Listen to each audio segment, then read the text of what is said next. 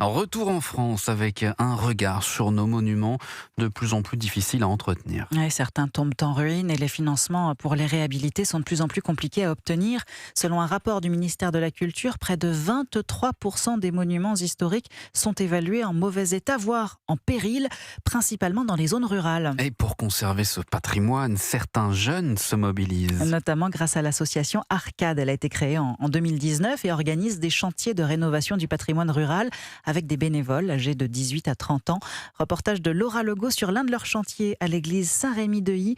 C'est dans l'Aisne, près de Reims. On tape toujours à la verticale.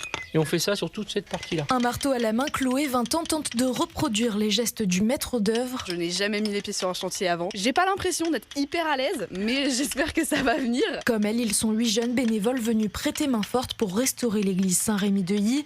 Au programme ce jour-là, je suis en train de piqueter un mur. Suzy, 25 ans, bénévole sur le chantier. Pour enlever les anciens joints et découvrir les belles pierres. La jeune femme a profité d'un week-end prolongé pour donner de son temps. C'est quelque chose qui est important pour moi de restaurer le patrimoine français parce que je suis fière de tous ces monuments qui existent en France et ça me désole d'en voir certains qui tombent en ruine. L'église de style gothique est vieille de 8 siècles, elle avait bien besoin d'un coup de neuf.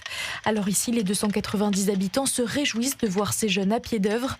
Hugues Losfeld, président de l'association de restauration de l'église. Des jeunes qui prenaient souvent 1 jour, 2 jours de congé pour venir faire des travaux bénévolement. Dans notre église, au fin fond de l'Aisne, c'est extrêmement porteur d'espoir et d'espérance. Après 4 jours de chantier, les bénévoles ont relevé le défi.